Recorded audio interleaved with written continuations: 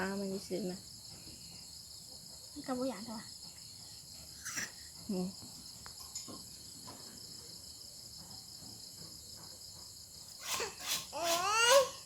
มันเอาวะแต่จะโตแหละ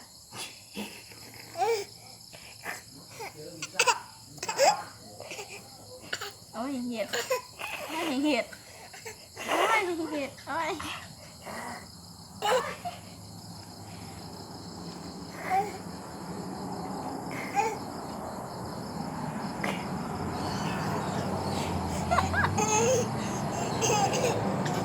โอ้ยเห็ด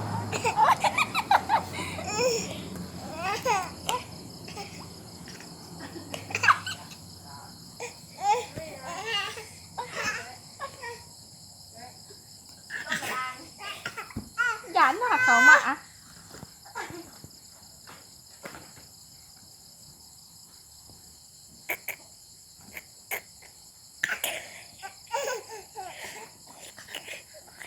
ตายะ